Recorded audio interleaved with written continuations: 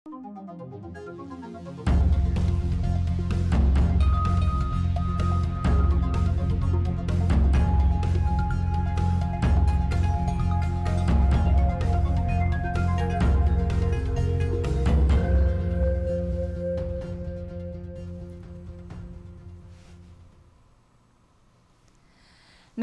यो news 24 television prime time न्यूजमा स्वागत छ।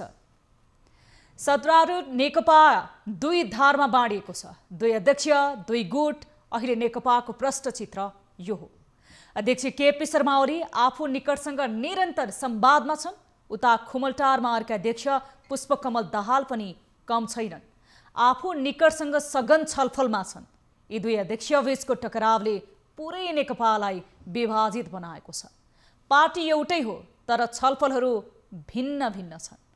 कतिसम्म भने दुई अध्यक्षले प्रतिपक्षी दलका नेताहरूसँग छलफल गर्छन्, तर पार्टीलाई जानकारी समेत हुँदैन, मात्र गुटलाई जानकारी हुन्छ। अभ्यासगत रूपमा भिन्न दल जस्तो बन्न पुगेको छ नेपालको ठूलो कम्युनिस्ट पार्टी। यसको प्रतिबिम्ब पनि बल्ल तल्ल बोलाइने बैठकहरूमा देखिन्छ। मंगलबारकै बैठकमा पनि अध्यक्ष ओली र अध्यक्ष दाहाल बीच चर्काचर्की भयो। विवाद सुल्झाउने भन्दा बल्झाउन उद्धित यी दलहरूको या अध्यक्षहरूको शैलीले पार्टी कमिटीमा तल्लो तहमा समेत असर देखा पर्न थालेको छ। अब प्राइम टाइम न्यूजका हेडलाइन्स। नेकपा सचिवालयको बैठकमा अध्यक्ष दुवैको प्रस्तावमाथि छलफल सुरु। बैठकमा प्रस्तावको विषयमा नै भनाभन, विवाद मिल्ने भन्दा बल्झिने संकेत। गर्नुभएको प्रस्तावमाथि छलफल सुरुवात भएको छ। कोरोना संक्रमितको मृत्यु हुने संख्या बढे पनि संक्रमणको संख्या घट्दो। संक्रमणको दरमा 9.2% कमी। कतिपयले चाहिँ के पनि भन्ने गरेका छन्, यो रुगाखोकी नै हो, यो खास कोरोना होइन होला। सभा, जुलुस र भिडभाड हुने कुनै पनि गतिविधि नगर्न काठमाडौँ जिल्ला प्रशासनको निर्देशन। उल्लङ्घन गरे संक्रमण रोग ऐन अन्तर्गत कारबाही गरिने।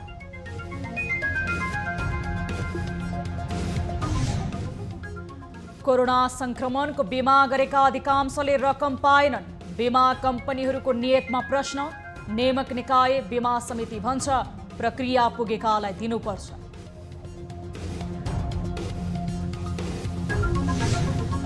र नेपालका ए डिभिजन क्लबले पाएनन् एएफसी लाइसेन्स। अयोग्य ठहर गरिएकाले एएफसीको प्रतियोगितामा भाग लिन नपाउने।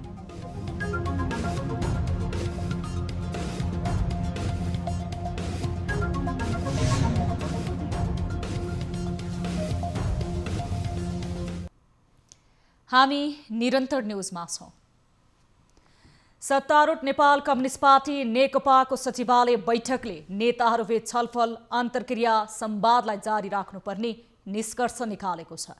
प्रधानमन्त्रीको सरकारी निवास बालुवाटारमा बसेको नेकपा सचिवालय बैठकले संवादहीनताले समस्या उत्पन्न गर्ने भन्दै नेताहरूबीच सघन छलफल गर्नुपर्नेमा जोड दिएको छ। पार्टी कार्यालय धुम्बाराईमा तय गएको बैठक सुरक्षा थ्रेड देखाउँदै प्रधानमन्त्री निवास बालुवाटारमा राखिएको थियो। मंगलबारको बैठकमा अध्यक्ष दुवै केपी शर्मा ओली र पुष्पकमल दाहाल प्रचण्डले पेश गरेका दुईवटै राजनीतिक प्रतिवेदनका विषयमा सचिवालयका सदस्यहरूले धारणा राखेका थिए। र अध्यक्ष कमरेड प्रचण्डले प्रस्तुत गर्नुभएको प्रस्तावमाथि छलफल सुरुवात भएको छ। छलफल सकिएको छैन। छलफल बैठकमा औपचारिक रूपमा अगाडि बढाउने कार्यका साथसाथै अनौपचारिक छलफल अन्तर्क्रियाको क्रम पनि अगाडि बढाउनु उपयुक्त हुन्छ भन्ने बैठकले ठानेको छ। यस्तै अन्य सचिवालय सदस्यहरूले पनि प्रतिवेदनमा टिप्पणी गरेको बताइएको छ। बैठक भोलि 1 बजे पुनः बस्ने गरी स्थगित गरिएको छ। नेकपाका स्थायी कमिटी सदस्य शंकर पोखरेलले पार्टीमा उत्पन्न समस्यालाई लिएर प्रधानमन्त्री केपी शर्मा ओलीको मात्र राजीनामा माग्नु गलत भएको बताउनु भएको छ।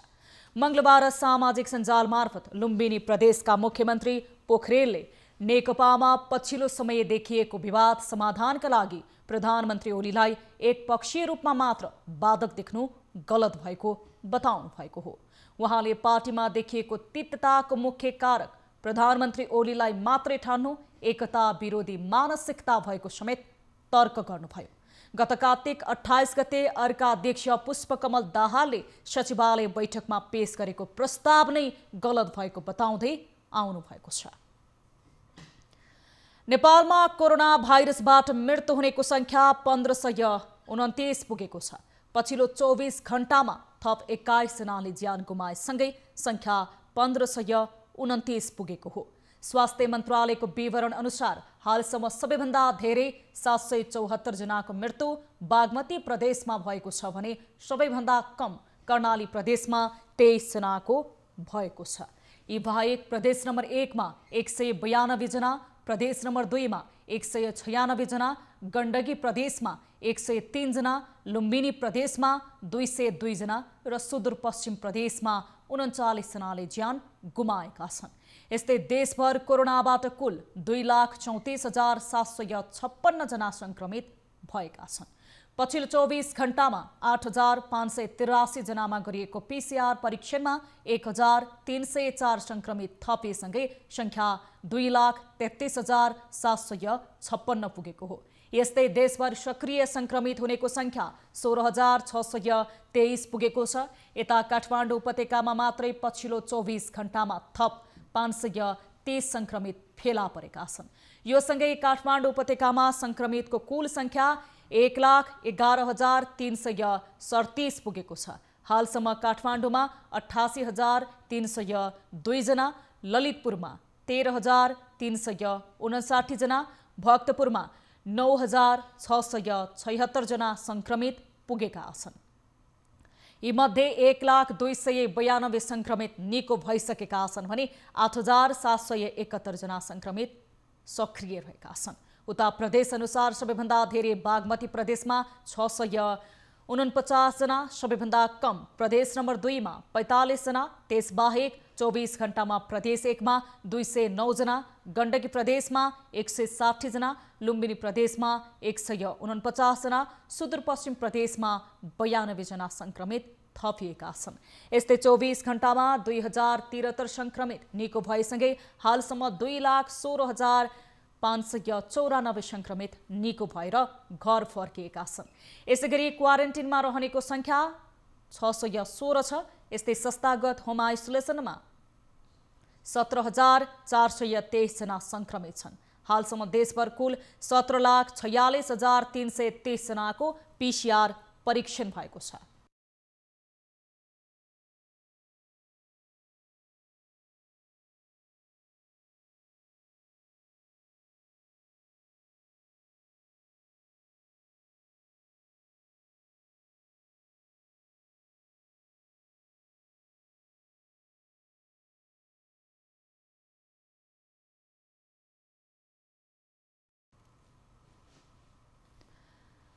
सत्तारूढ नेपाल कम्युनिस्ट पार्टी नेकपामा अध्यक्षद्वय इगोको टकरावमा छन्।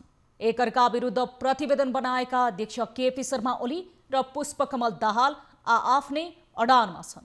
मंगलबार बसेको सचिवालय बैठकमा पनि दुई अध्यक्ष बीचको विवाद प्रष्ट देखियो। बैठक राख्ने वा नराख्नेमै उनीहरूबीच विवाद भएको सहभागीहरूले बताएका छन्। तर अनौपचारिक संवादलाई जारी राख्ने पार्टीको किचलो मिलाउनु पर्ने अधिकांश सचिवालय सदस्यहरूको धारणा थियो। औपचारिक बैठकलाई निरन्तरता दिनुपर्नेमा अध्यक्ष ओलीको बेमतिका बीच सहमति जुटेको छ। एक रिपोर्ट। मंसिर 13 गते बसेको नेकपा सचिवालय बैठक मंसिर 16 अर्थात् मंगलबार पार्टी मुख्यालय धुम्बाराईमा राख्ने निर्णय भएको थियो।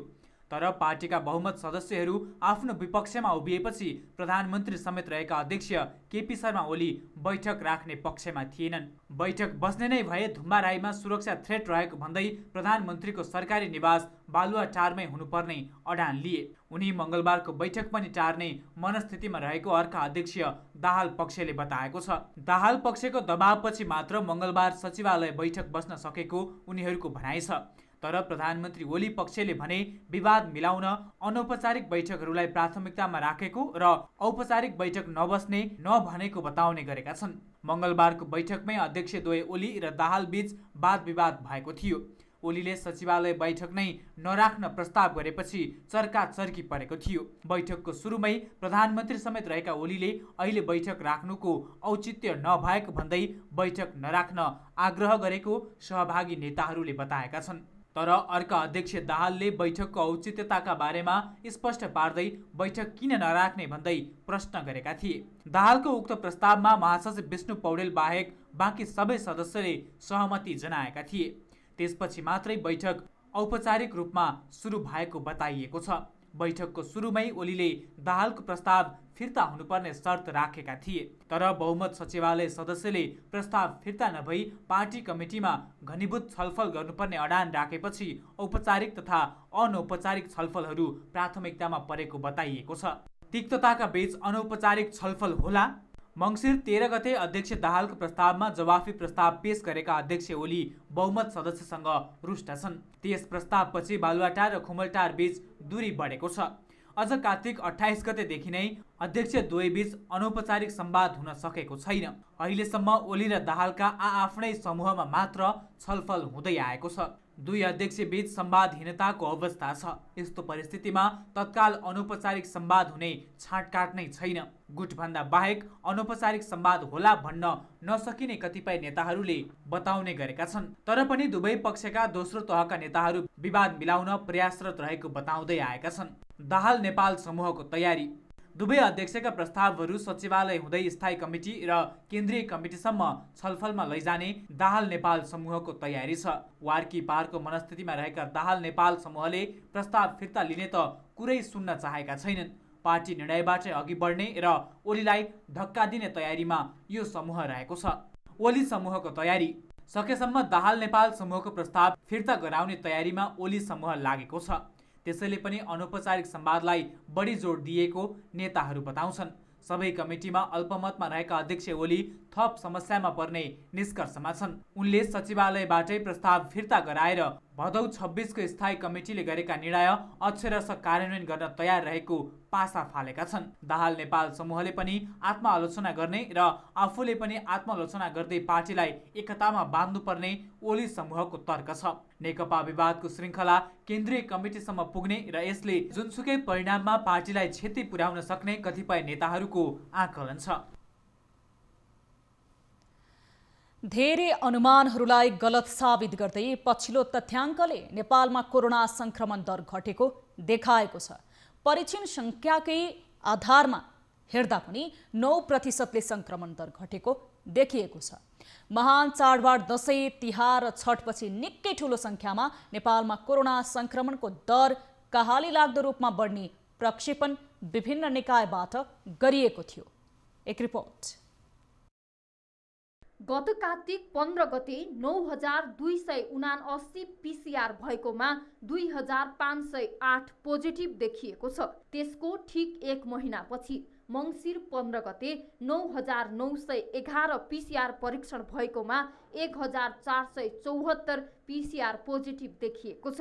9000 कै हाराहारीमा परीक्षण भएको यो दुई तथ्याङ्कलाई नै हेर्दा 1000 संक्रमित घटेको देखिन्छ। कार्तिक 15 गते 22.6% रहेको संक्रमण दर मङ्सिर 15 गते 13.4% छ।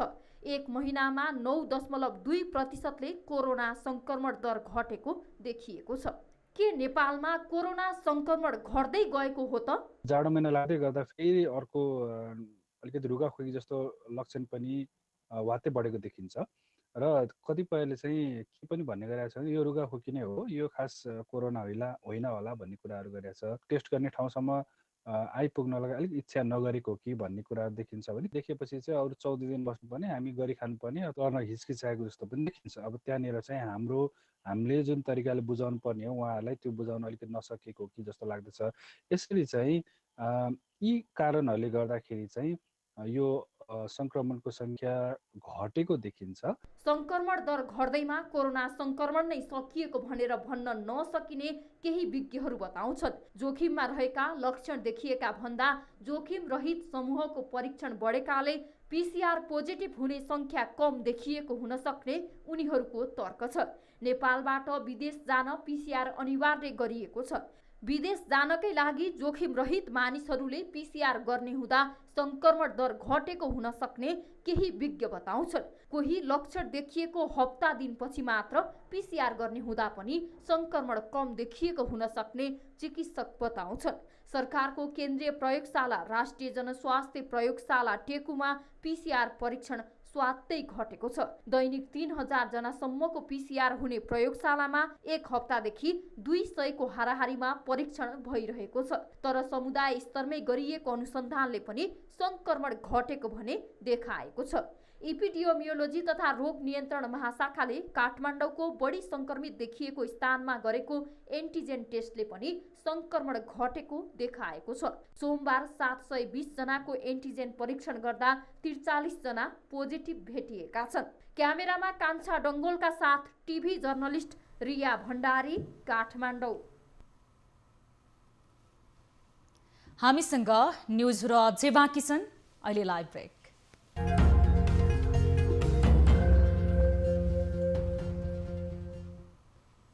हामी निरन्तर न्युजमा छौं। जिल्ला प्रशासन कार्यालय काठमाडौँले सभा, जुलुस र भिडभाड हुने कुनै पनि गतिविधि नगर्न आग्रह गरेको छ।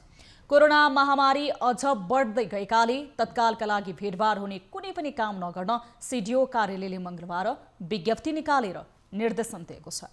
स्थानीय प्रशासनको नियमन उल्लङ्घन गरी सभा, जुलुस, प्रदर्शन वा अभियानका नाममा भिडभाड गर्नेलाई कानुनी कारवाही गरिने प्रशासनले जनाएको छ। राजनीतिक वा अन्य माग राखेर भिडभाड गर्नेलाई स्थानीय प्रशासन ऐन र संक्रामक रोग ऐन अनुसार कारवाही गरिने काठमाडौँ प्रशासनले जारी गरेको विज्ञप्तिमा उल्लेख छ। कोभिड-19 नियन्त्रणमा नआइसकेको र भिडभाड गर्दा महामारीको भयावह रूप लिन सक्ने भन्दै यस्तो आदेश जारी गर्नु परेको जिल्ला प्रशासन कार्यालयले विज्ञप्तिमा उल्लेख गरेको छ। पछिल्लो समय नापी, मालपोत लगायत जनतासँग प्रत्यक्ष सरोकार राख्ने निकायमा घुस नखुवाई काम नै हुँदैन। कर्मचारीहरूले पैसाको बार्गेनिङ गरेर काम गर्ने प्रवृत्ति बढ्न थालेपछि अख्तियार दुरुपयोग अनुसन्धान आयोगले निगरानी समेत बढाएको छ। तर शैली परिवर्तन गरिन्छ। कर्मचारीहरू घुस खान छाड्दैनन्। पर्सामा एकजना अमिनले खुलेआम सेवाग्राहीबाट घुस लिएको भिडियो सार्वजनिक भएको छ। एक रिपोर्ट। यो दृश्य हो पर्सा जिल्ला स्थित नापी शाखा कार्यालयको, जहाँ कर्मचारीहरूले सेवाग्राहीहरूबाट यसरी खुलेआम घुस लिइरहेका छन्। यो हेर्नुहोस्।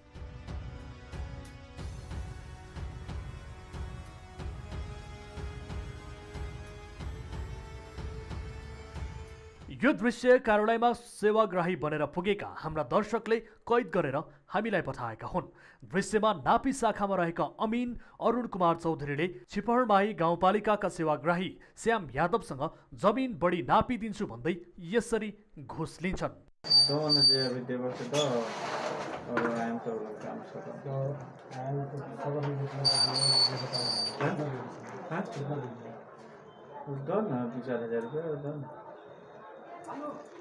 यसरी सेवाग्राहीबाट विभिन्न बहानामा घुस लिने कार्यालयका कर्मचारीहरूको दैनिकी नै बनेको छ। यी कर्मचारीहरूले सेवाग्राहीको जग्गाको कामको प्रकृति अनुसार लाखौं रकमसम्म घुस लिने गरेको सर्वसाधारणहरू बताउँछन्। अरूले हडपेको जग्गाको समस्या लिएर नापीका लागि भन्दै कार्यालयमा जाँदा पनि अमिनले 50,000 सम्म दिए मात्र काम हुने बताएको एक सेवाग्राहीले गुनासो गरेका छन्। ओकर त किते है तोर किता है किनल है हैं किनल है गोर के जमीन है केकरो है किन ले ओकर ससीम किता किन लेबा तो ओकर बाकी तोर किन लेबा तो तू देलु लिख देलबा नक्शा तू दे देलु दोसर कोई नक्शा न देलु ओकर नक्शा है त बहुत चरण खत्म ना हो गई सुन ना ओकर रहलै या तब न जमीन जे भोगी तो ले छोड़ देलै कि लिउ बनाऊ ओकरा नक्शा में बा हैं ओकरा नक्शा ना नक्शा बा प्रमाण बा इज्जतगर बा इज्जतगर से बात होइ छै। यी केही प्रतिनिधि उदाहरण मात्र हुन्। यो कार्यालय नै घुसको अखडा बनेको छ, जहाँ रकम नचढाई र कर्मचारीलाई खुसी नबनाई काम नै हुँदैन।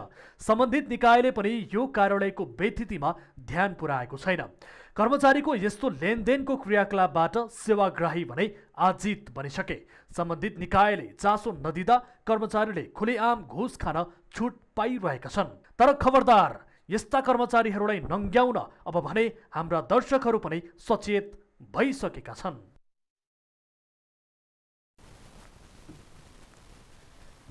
कोरोना भाइरसको संक्रमण फैलिने सुरुवाती चरणमा विभिन्न बीमा कम्पनीहरूले कोरोनाको बीमा सुरु गरे।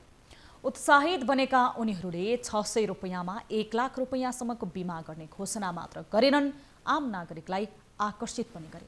तर बीमा गरेका धेरै मानिसले रकम पाएका छैनन्। कति त रकम पाउने आशमा छन्। अब कहिलेसम्म पर्खिने सर्वसाधारण यही प्रश्न निरन्तर गर्दै आएका छन्। एक रिपोर्ट। कार्यक्रम कल 24 का कतिपय श्रृङ्खलामा एउटा गुनासो प्राय आउने गरेको छ। अहिले कोरोना भाइरस संक्रमण फैलिँदै जाँदा बीमा गर्नेहरू पनि बढेका छन्। तर बीमा बापतको रकम नपाउने आम उपभोक्ताको गुनासो छ। विश्वका धेरै मुलुकमा कोरोना भाइरस संक्रमण महामारी फैलिएको सुरुवाती समयमा नेपालमा संक्रमण न्यून थियो। त्यसै बेला कोरोना बीमा सुरु भएको थियो। महामारीको त्रासदीमा परेका नेपालीले बीमा गराउने तर मुलुकमा संक्रमण खासै नफैलिने आकलन सहित बढी लाभ हुने अपेक्षा गर्दै बीमा कम्पनीहरूले धमाधम यो कार्यक्रम ल्याए। बीमा समितिले पनि आम नागरिकलाई कोरोना त्रासमा ढाडस दिन नयाँ प्रोडक्ट उपयुक्त ठानेर बीमा कम्पनीको प्रस्तावलाई स्वीकृति दियो। समितिले नयाँ प्रोडक्ट ल्याएको उत्साहमा 7 वैशाखदेखि मोबाइल वालेट र अनलाइनबाट कोरोना बीमा गराउन सकिने सुविधा पनि दियो। संक्रमण पनि फैलिँदै जानु र बीमतीको आकर्षण पनि बढ्दै जाँदा भदौ अन्तिमसम्ममा 12,80,000 नेपालीले कोरोना बीमा गरेका छन्।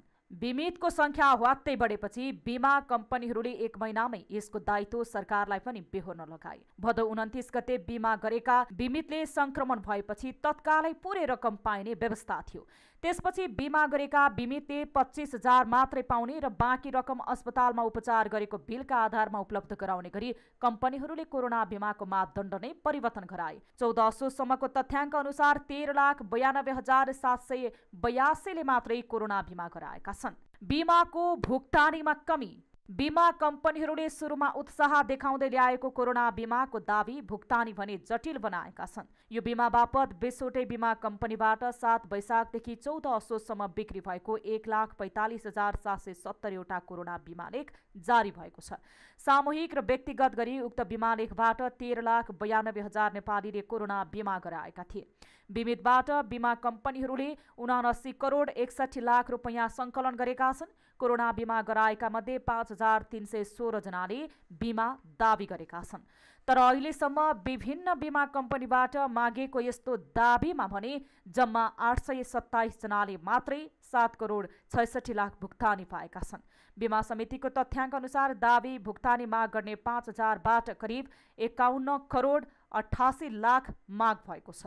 यो रकम सम्बन्धित बीमा कम्पनीले नै आवश्यक कागजात नपुगेको र अन्य कारण देखाउँदै भुक्तानी गर्न आनाकानी गर्ने र अल्झाउने गरेका छन्। अब बिजनेस न्यूज।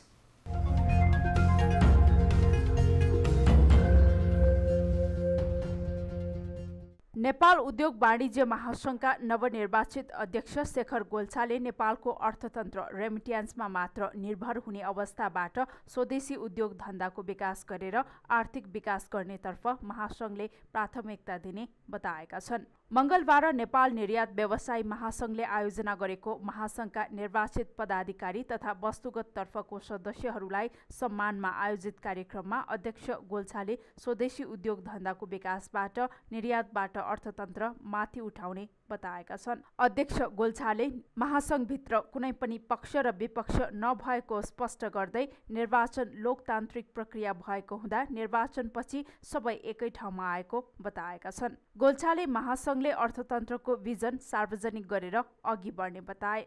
भिजन पेपरमा हामी काम गर्दैछौँ। यो भिजन पेपरको कुन टाइमलाइन के हुनेछ, हामी 100 दिनभित्रमा यो भिजन पेपरलाई सार्वजनिक गर्नेछौँ भनेर मैले विभिन्न कार्यक्रमहरूमा पनि बोलेको छु।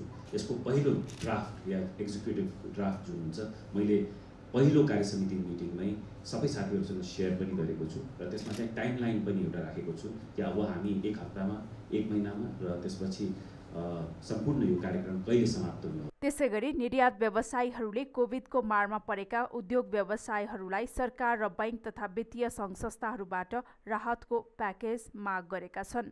महासङ्घका नवनिर्वाचित वरिष्ठ उपाध्यक्ष चन्द्र ढकालले बैंक तथा वित्तीय संस्थाहरूबाट साना मझौला तथा विभिन्न स्वदेशी उद्योगको विकास र प्रवर्धनको लागि बैंकिङ क्षेत्रको लगानीको वातावरण र सहुलियत कर्जाको लागि पहल गर्ने विश्वास दिलाए। बैंकसँग जतिसक्दो चाहिँ व्यवसायीले चाहिँ भन्नाले कम स्प्रेड दरमा चाहिँ लोन चाहिँ पाउनुपर्छ भन्ने मैले पहिला पनि एडभोकेसी चाहिँ गरेको चाहिँ थिएँ, अहिले पनि चाहिँ गरिरहेको छु र आउने दिनमा पनि म त्यो एडभोकेसी गर्नेछु भन्ने कुरा म यहाँहरूलाई राख्न चाहन्छु। जहाँसम्म यहाँहरूले पनि निर्णय गर्नुभएको, हामी सबैजना चाहिँ साथीहरू छौँ, त्यो बिचमा कता कता चुनावी चाहिँ फन्डाको चाहिँ हिसाबमा पनि वास्तवमा त्यो चिजहरू अलिकति बढी चाहिँ नआएको चाहिँ होइन। महासङ्घमा जिल्ला नगरतर्फका निर्वाचित उपाध्यक्ष दिनेश श्रेष्ठ, वस्तुगत तर्फको उपाध्यक्ष अञ्जन श्रेष्ठ र एसोसिएट तर्फको उपाध्यक्ष रामचन्द्र सङ्घाईले नेपालको निर्यातजन्य उद्योगको समस्या रहेको हुँदा निर्यातजन्य उद्योग व्यवसायको प्रवर्धन गर्न सरकारलाई दबाब दिने बताए।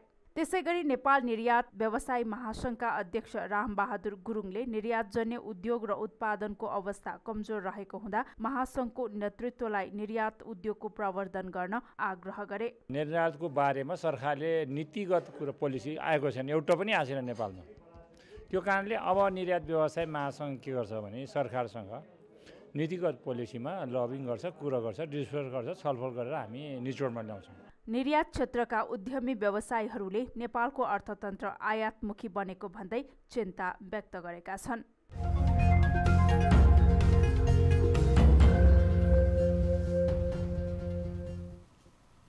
अब स्पोर्ट्स न्यूज।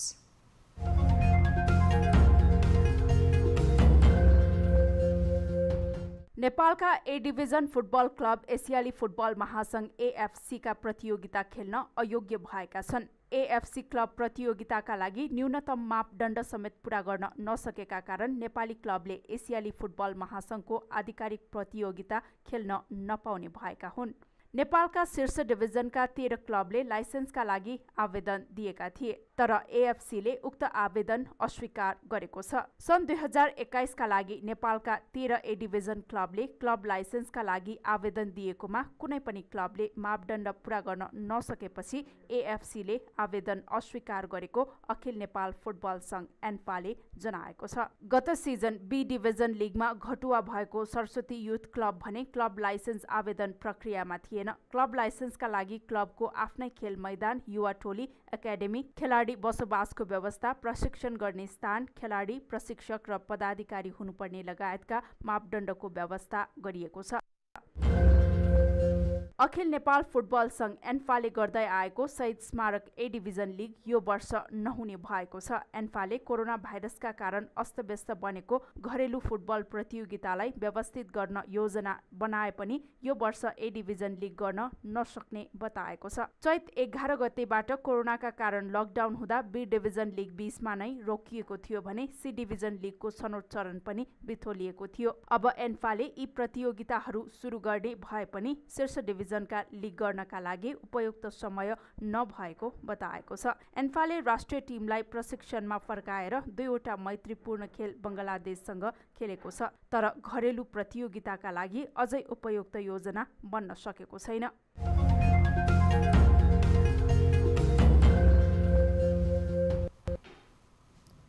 अब इन्टरनेसनल न्यूज।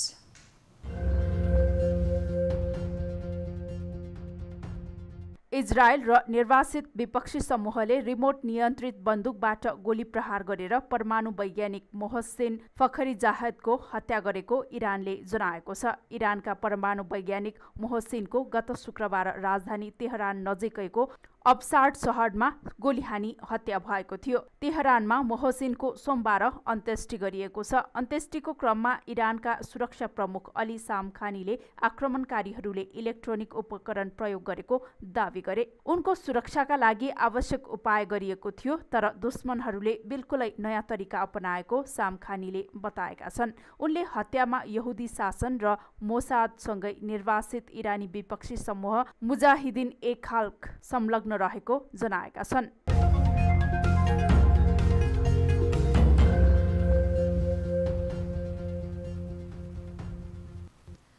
अब विद्या बस्नेतको साथमा फटाफट न्यूज।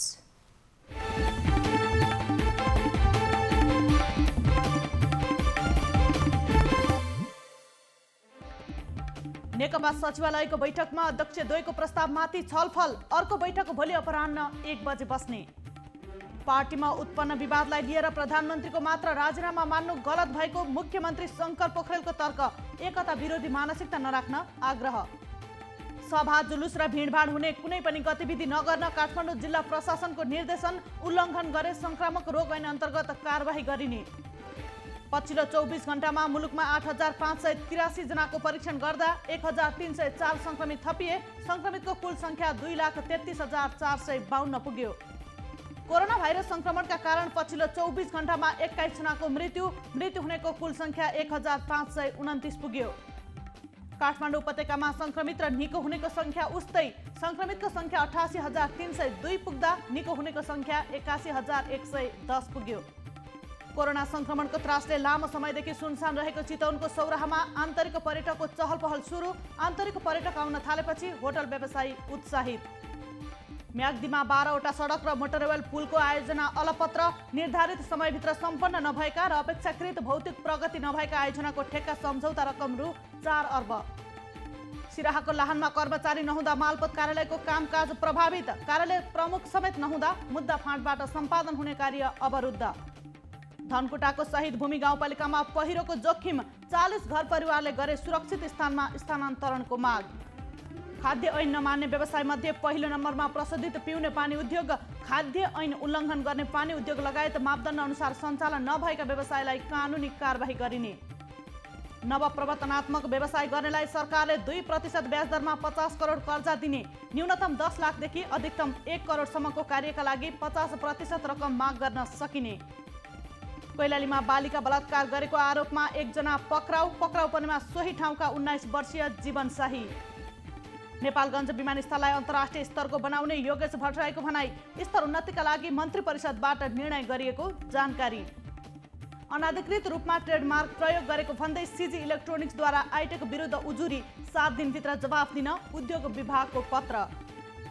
अब ट्राफिक लाइटको नियम उल्लङ्घन गर्नेले पनि ट्राफिक सचेतना कक्षा लिनुपर्ने। कक्षा भर्चुअल माध्यमबाट लिइने। वीर अस्पतालका कर्मचारीद्वारा चिकित्सा विज्ञान राष्ट्रिय प्रतिष्ठानका पदाधिकारीको कक्षमा तालाबन्दी। सेवा सुविधा नपाएको भन्दै 44 दिनदेखि आन्दोलनमै कर्मचारी। कास्कीमा 80 वर्षीय वृद्धद्वारा 5 वर्षीय बालिकामाथि बलात्कार। पूर्वपक्षका लागि 50,000 धरोटीमा रिहा गर्न जिल्ला अदालतको आदेश। शेयर बजारमा नेप्से परिसूचक 2000 बिन्दुमा कायम। 7 अर्ब 40 करोड रुपैयाँ बराबरको 1 करोड 85 लाख भन्दा धेरै किता शेयर किनबेच। नेपालका ए डिभिजन क्लबले फाइनल एएफसी को लाइसेन्स अयोग्य ठहर गरिएकाले एएफसी को प्रतियोगितामा भाग लिन नपाउने। जापानमा बेरोजगार दर 3 वर्ष यताकै उच्च। कुल बेरोजगार व्यक्तिको संख्या 21,40,000 पुगेको तथ्याङ्क। नेपाली श्रमिक पुनः ओमान जान पाउने। मागपत्र ओमान स्थित नेपाली दूतावासले प्रमाणीकरण गर्ने। कोरोना विरुद्ध प्रभावकारी देखिएको खोप व्यापक प्रयोगका लागि मोडर्नाले माग्यो अनुमति। कोरोनाबाट बचाउन 94% प्रभावकारी देखिएको दाबी। र अमेरिकामा 24 घण्टामा 1238 जनाको मृत्यु हुनेको कुल संख्या 2,74,000 नाग्यो।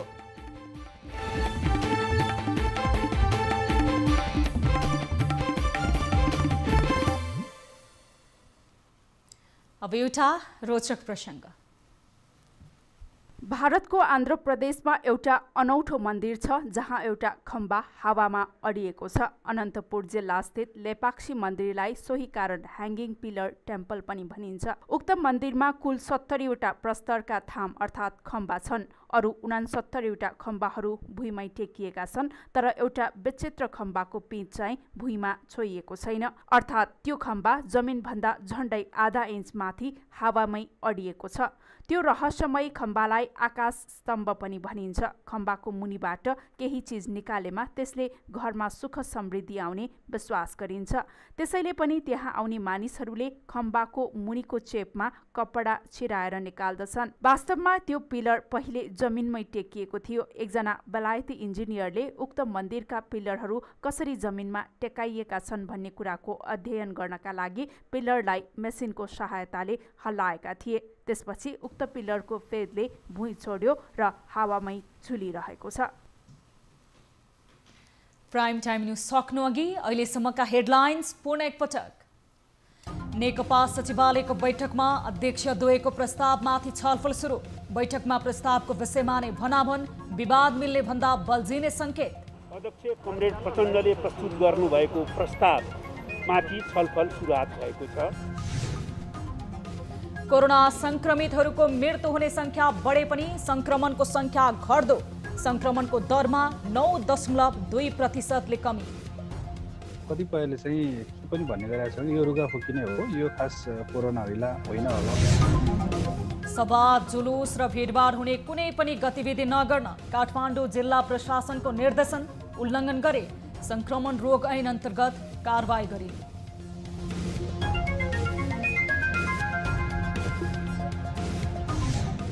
कोरोना संक्रमणको बीमा गरेका अधिकांशले रकम पाएनन्। बीमा कम्पनीहरूको नियतमा प्रश्न।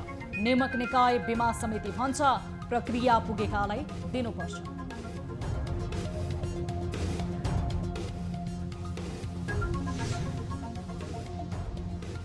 र नेपालका लागि ए डिभिजन क्लबले पाएनन्। एएफए को लाइसेन्स अयोग्य ठहर गरिएकाले एएफसी को प्रतियोगितामा भाग लिन नपाउने।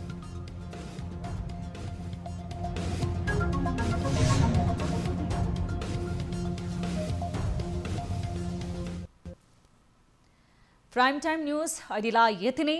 जाँदा जाँदै ताली र गालीका लागि हामीले सोधेको प्रश्न थियो। त्यो प्रश्नको अन्तिम परिणाम यस पछाडि प्रसारण हुने कार्यक्रम सीधा कुरा जनतासँगमा हेर्न सक्नुहुनेछ। थप न्यूजको लागि हाम्रो वेबसाइट www.news24nepal.com हेर्न नभुल्नुहोला। साथै तपाईले हामीलाई फेसबुक, ट्विटर र युट्युबमा पनि फलो गर्न सक्नुहुनेछ। यस्तै मोबाइल, भाइबर र इमेलबाट न्यूज24 टेलिभिजनको हेल्प डेस्कमा कुनै समस्या र गुनासो छन् भने प्रत्यक्ष रूपमा सम्पर्क राख्न सक्नुहुनेछ। हामी निरन्तर न्यूजमा छौं। नमस्ते।